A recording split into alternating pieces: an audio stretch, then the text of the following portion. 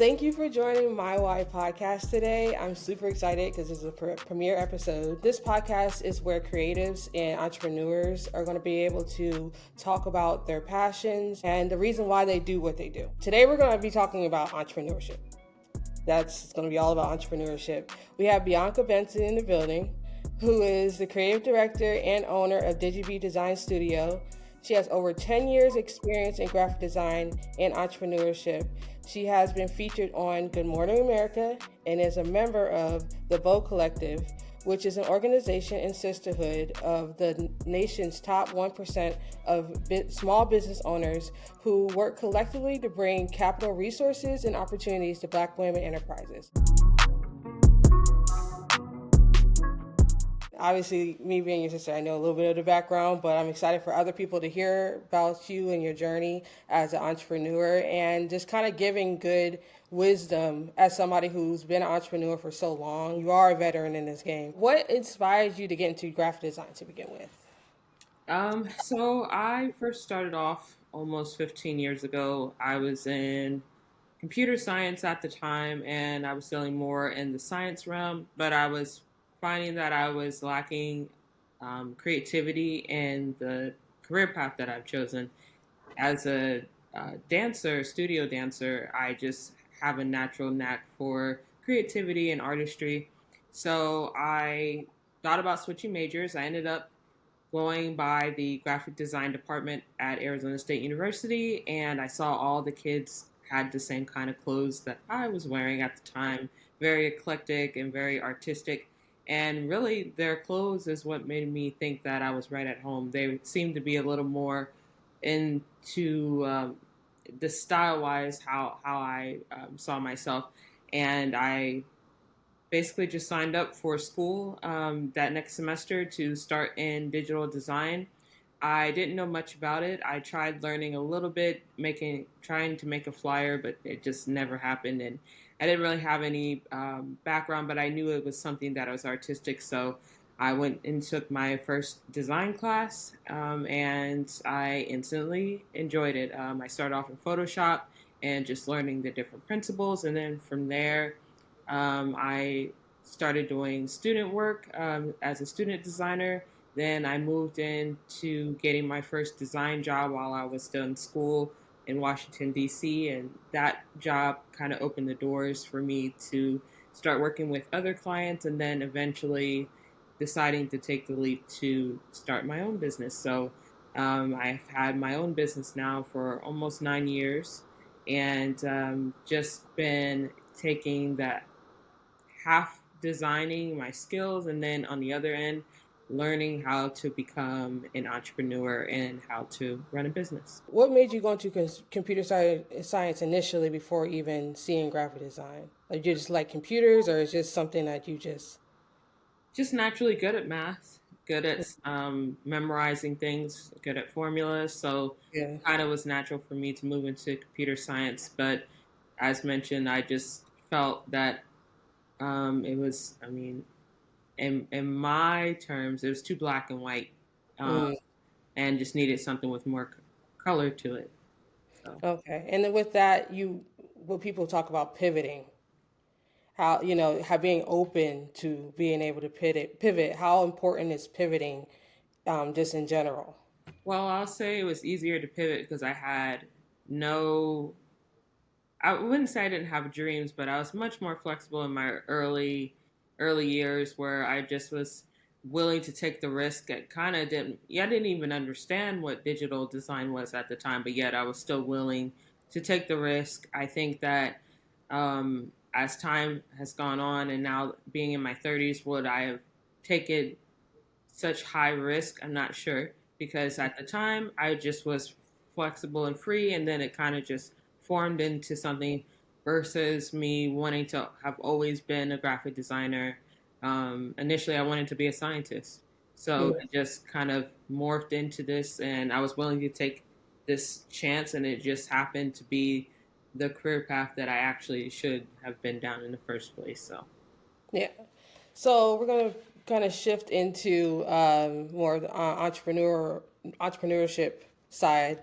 So nowadays you hear like the buzzword of entrepreneurship. Yeah. You hear it, so it's kind of became a buzzword more than what it actually means, and oftentimes I found that it can be confused with what we know as hustle culture. Yes.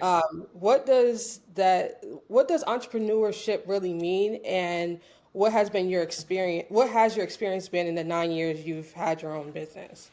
Yeah, so I've heard the two interchanged many times. I've gone on Instagram, I've seen it, and basically, I think that there is a confusion between the two. I think that when it comes to entrepreneurship, yes, there should be a level of selling, but the entrepreneurship has more of a plan involved where you're taking actionable steps to try to grow something versus a hustle culture. When I think of hustle culture, I think of get it by any means necessary. I think of it being more impulsive, more having to do with scarcity and needing to have something, and and I see it more so as a survival thing versus entrepreneurship, where it takes time. It is not overnight. If your entrepreneurship just involves, anything and everything, it's not really you're not really building a business. You're selling, and so hustle culture is again more survival instincts versus entrepreneurship. You're nurturing it, and it takes time. Yeah, that's, and I think that in a lot of ways the lines have been kind of blurred Yes. because somebody might, because there are people who are just natural hustlers. That Yeah. no matter what they do, they're just hustling to get a dollar, and then and inherently they start selling. Not to say selling courses always is that, but a lot of times people are not being genuine in that type of situation. So I think that causes a lot of like confusion, and for somebody like me who's not like a business person, or been in, learned like a ton about business. I know some things, but I can see how where that line is blurred. And Yes. if you don't know, you wouldn't realize how blurred it really is. No, I think it's because social media has made it seem like there are all of these different self-labeled entrepreneurs when they're hidden behind a screen. So you don't really know the proof. Do they have profit and loss statements for these businesses? I'm not sure. Do they have licenses? All these things that come with being a true business owner, that there's smoke and mirrors where you have no idea, and all you know is for 19.99 you can get yourself a course of how they made it, but you have no idea if they've actually made it. So I think that when you have people who are not effective entrepreneurs, and then you have them on the same platforms, that's where the interchanging of words come in, because they're doing it off of survival. They're selling. They're selling several things, and all of a sudden they have a new thing that they're selling that month. And so when did you get into selling, silverware? Like when did that happen? Yeah. Um, but that's why that happens. But that's the reason why I actually went to get my certification in women's entrepreneurship at Cornell, because I wanted to understand and distinguish what it takes to really create a business. So, Yeah. And I just want to give a hand clap too for the certification here.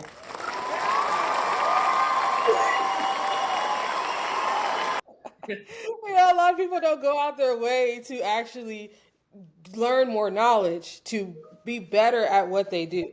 yeah, So that's definitely something to celebrate, because that's something that you can take on your journey, however long your journey is going to be.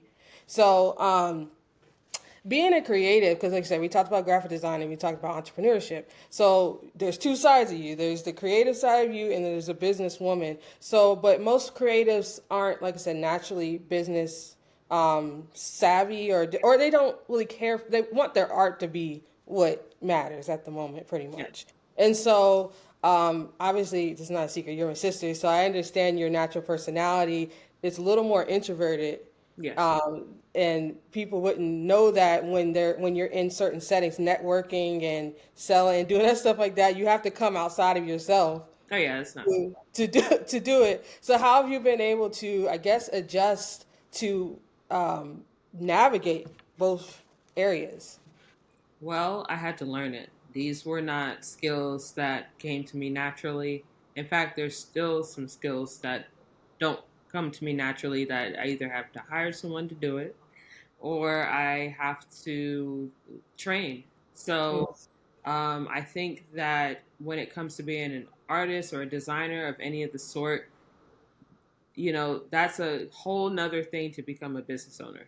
Once you become a business owner, you're stepping into something outside of your creativity. For some people, they don't want to mix the two because they want to keep their passions.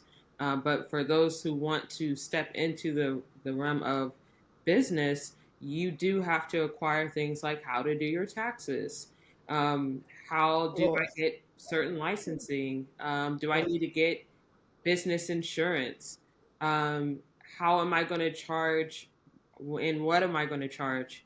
Invoicing, contracts, all of these things that come with running a reputable business, and even a nonprofit. If you were going to start a nonprofit, there's still things that you have to understand on the finance side.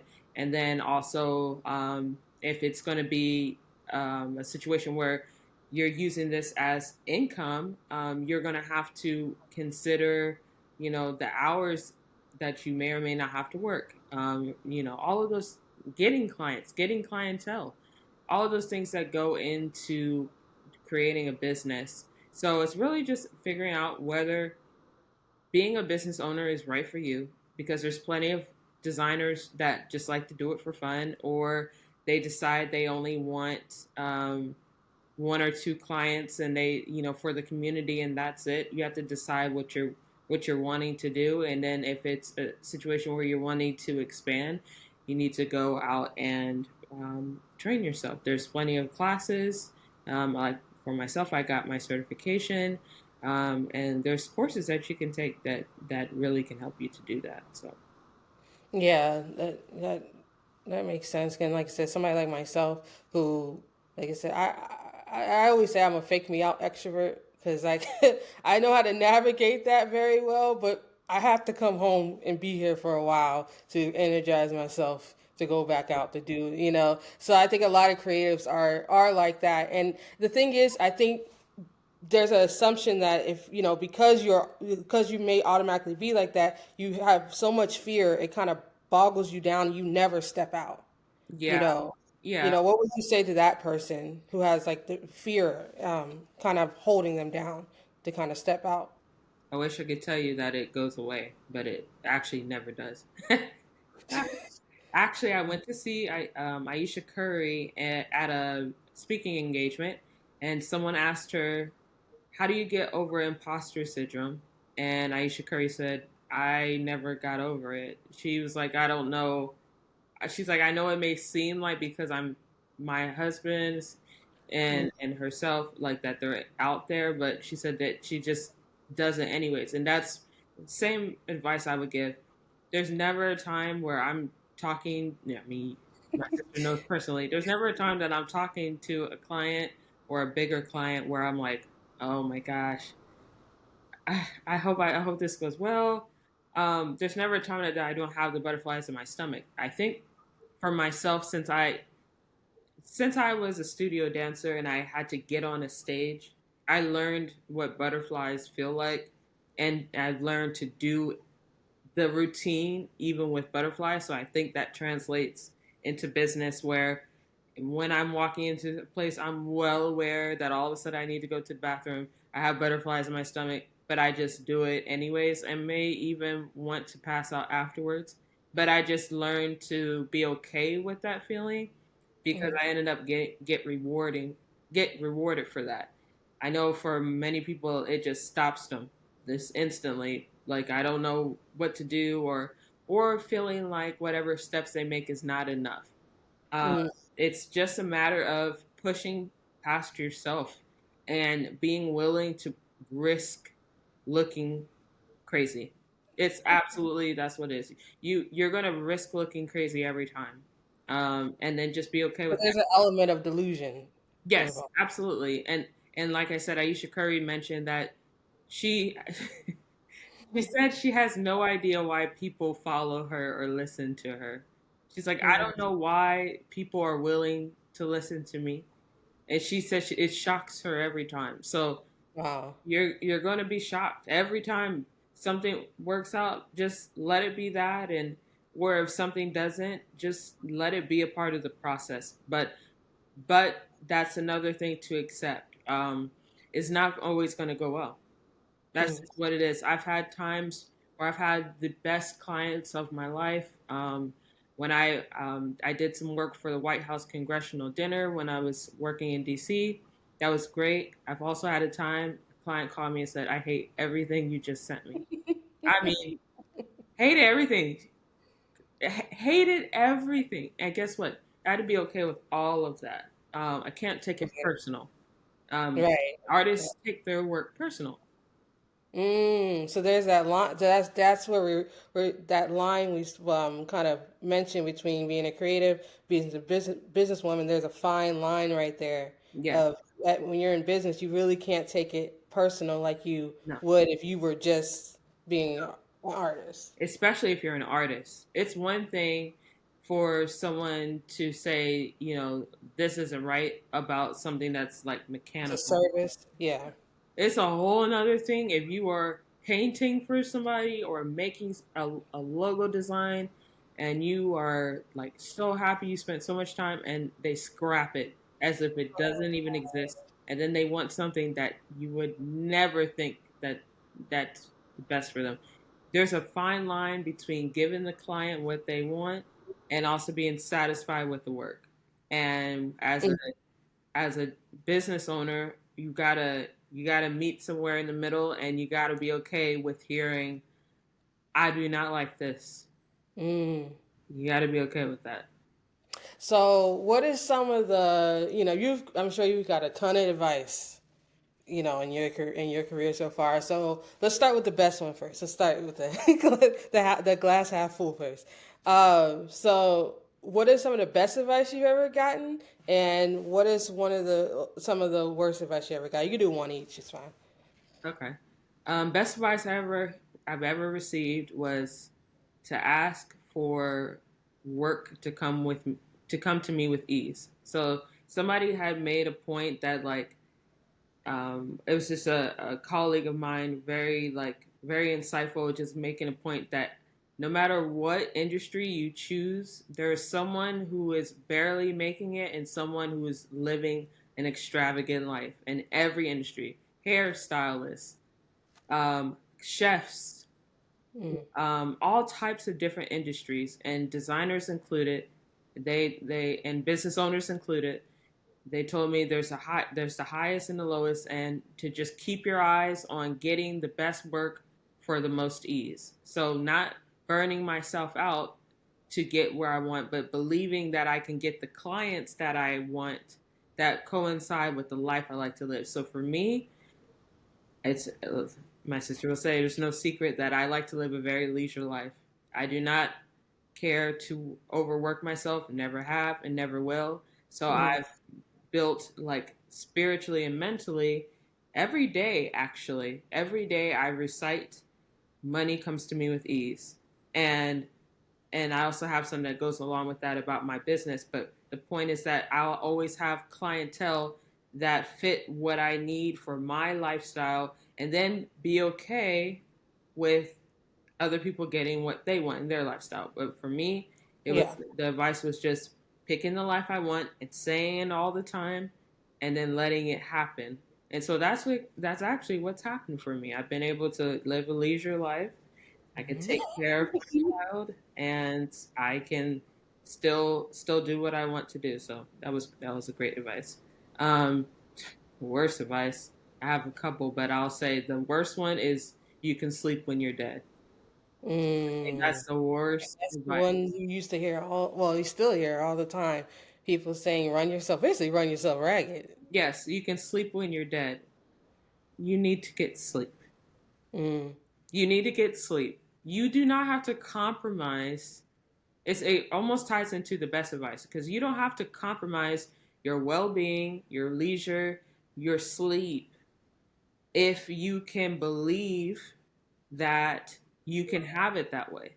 Right. So there are plenty of entrepreneurs and plenty of business owners who do run themselves ragged, who do have a lot of money.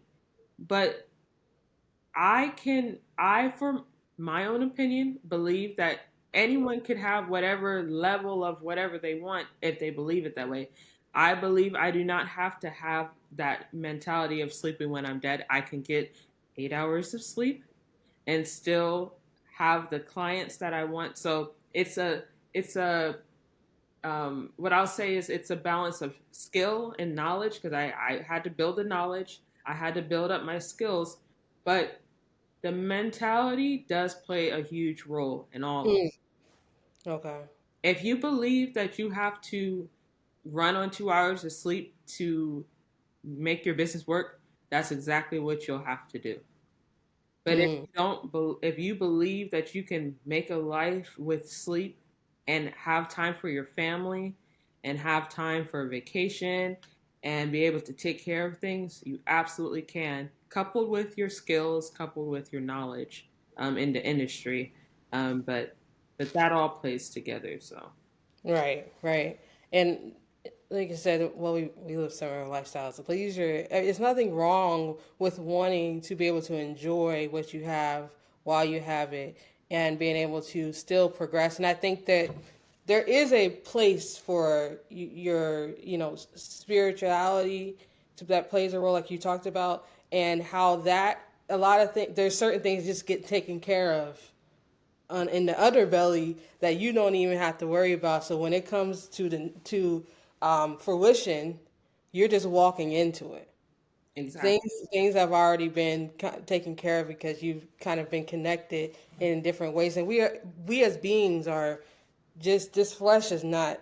Everything is spiritual. Everything is kind of running together in energy and things like that. So whatever energy you're putting out is the energy you're going to get. Is what you're saying. Absolutely. And we have seen multiple types of energy that's a possibility. There's So several ways you can go about it, and it really comes down to the person.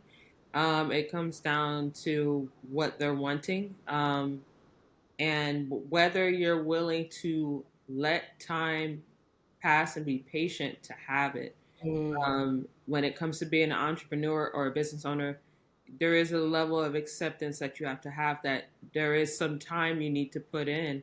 Whatever that time is, some people do grow overnight, and then sometimes it does take a few years or 5 years to have that break. But just be patient and confident and believe that what you're thinking about can actually happen. But right. that thing happens when you take little steps. So one of the things that I see a lot of time with aspiring entrepreneurs and aspiring business owners is that they think there's so many things that you have to do before you can start the business. So there are some legal things that you should take care of, like filing with your state. But on the other side of that, you don't need to have your full, 100-page website. You don't Mm-hmm. have to have the full software done.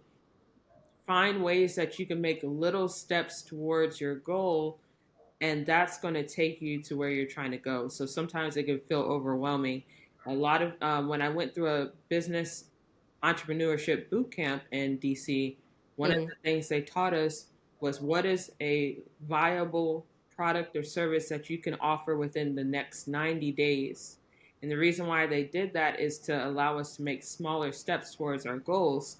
So, for example, when I um, had my incubation of my um, educational program, one of the things they said was, what things I make in 90 days? Well, I could make a booklet of instruction manual of that particular program. So finding what you can make in a smaller amount of time and then take little steps to do that. So Right, right. That's really good. And with that, like I said, that was good advice for up and coming graphic designers. And you have been able to teach in academic setting as well, teaching graphic design principles and the basics of what it is and helping students. So, what would advice would do you give to your aspiring graphic designers that are coming up and for those who either want to work, with others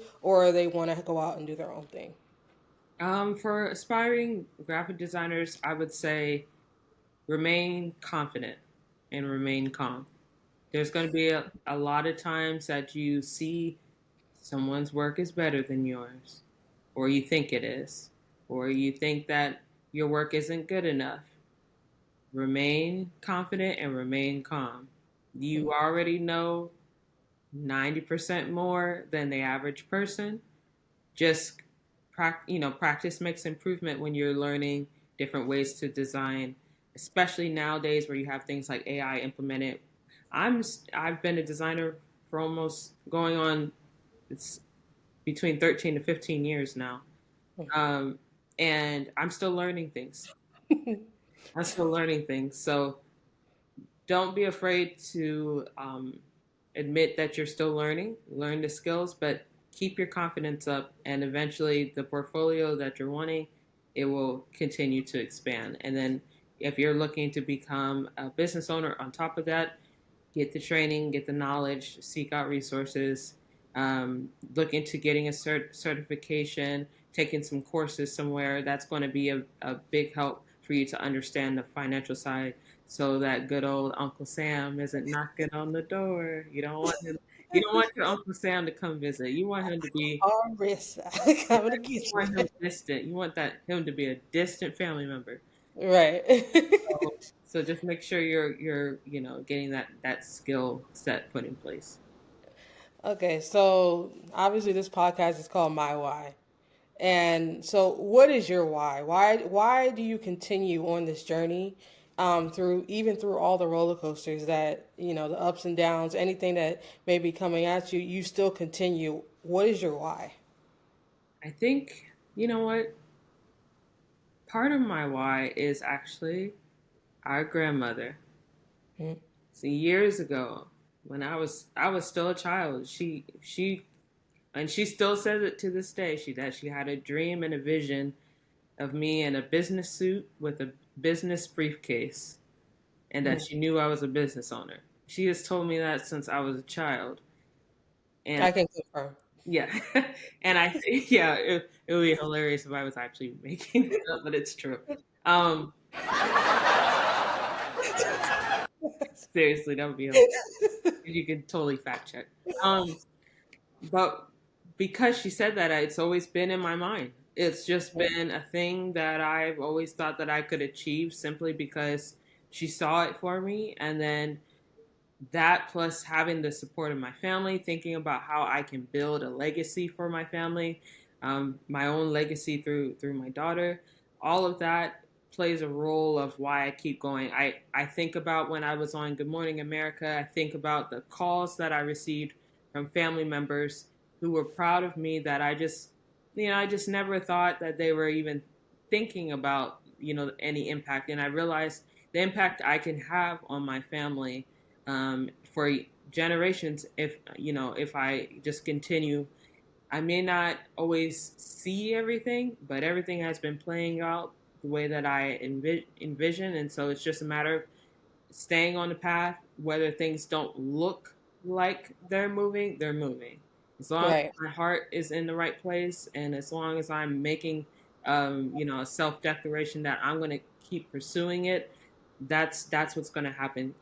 There's a statistic, and I may be wrong on the exact numbers, but it was just talking about how most, like, somewhere between 80 to 90% of African American businesses go out of business within the first 5 years. Mm-hmm. And, to say that I'm going strong after, 9 years, really, and next year would be 10 years. To say that is a huge accomplishment. So why give up now? So. Right.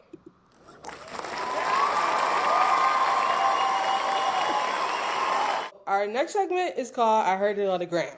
Okay. So I'm going to play an audio clip. I'm not going to show the face because I never know if it's going to be a good quote or not so good. But this one, I don't know, it's going to be good. But I heard it on the gram. This is about something with that quote that has to do with entrepreneurship and business. And I just want to hear your thoughts. Okay. All right, let me see. Let's do this one. The internet is full of entrepreneurs who want to sell you a dream, who want to inspire you to quit your day job. And if you take their course just like them, you can just hang by a pool and make money while the business runs itself, they say. Hi, my name is Paola Mate, and I own and run an independent hair accessories company that prioritizes sustainability and celebrates Afro-textured hair. For 10 years, I've built everything I have and know from scratch myself. And to be honest, this journey is hard, and I'm quite tired. And since I've had children, I've been dreaming about quitting more often. You don't really want to hear that, do you? Because when I talk like that, it's always followed by, but you're doing it effortlessly. No, there are a lot of efforts and sacrifices to run a business. Okay. What are your thoughts on that? Well, the sit by the pool thing. You can almost think of the sit by the pool instantly as trying to make it into the NBA. There may be a few that make it into the NBA, so it's not impossible. But the amount of people who don't, who that it's almost that small of an amount statistically, where you're just all of a sudden, the blink of an eye, things just happen to happen. I think that there's a lot more, especially if you're not coming from money, more that you'll need to do to get to where you're trying to go, and then you can lay on the beach. I lay on the beach, but that came from time put in. What you mentioned about the effort, well, about the easy course for 1999, right? There's plenty of people on Instagram that are selling ebooks.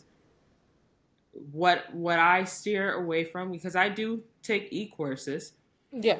what I tend to stay away from is anyone who's not showing me a specific. I'll say this: I'm looking for specific skills. I think a lot of times there's this general, like, the quit your day job thing versus how to use Photoshop. That is a real skill that I can tangibly take and apply to my skill set and where I'm going. There's courses on day trading. They're teaching day trading in a specific way, a specific skill, versus the person that says, become a business owner. Basically, you're signing up to be a salesman underneath somebody. That's really what a lot of them are doing. And so just being mindful of that. But what they mentioned about the effort, yeah, there is effort. Last segment is called Be Encouraged, and I just want to leave you with encouragement. And my encouragement that I was feeling for you today was do not do not get weary in well doing. You're doing well. You, even after this conversation, you realize how much you've actually done. Yeah. You realize how far you've actually came. And trust me, I know from ground zero where you were. Don't get weary when things are moving as fast as we want them to. All right, come on, let's go ahead. But you're doing well, and it only can just keep going up. And even when things get rocky, it's still moving. So my encouragement for you and whoever else is listening: don't get weary in well doing. Keep doing well. As long as you're in the right heart, right posture, right thought process. Everything will go okay. So that's my encouragement for today. And I appreciate you being on, talking to us today about entrepreneurship, graphic design, or whoever, in both sectors, because really we talked about both sectors, and any graphic designers or just entrepreneurs in general out there. You don't have to be in graphic design. You could be a creative entrepreneur, whatever your creativity is.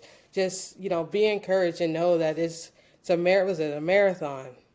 Not a race. Was it not a race? It's a marathon. Marathon. Yeah. Insert Nipsey Hussle. Yeah, there's a Nipsey Hussle here. But yeah, so I appreciate you, Bianca. This was very insightful, very informative, and I just hope that somebody takes this conversation and inspires them to start your business. If it's not even a business, if you don't even have to start a business, even if you have the wherewithal to want to even do design or something, just do it. You don't even have to monetize it.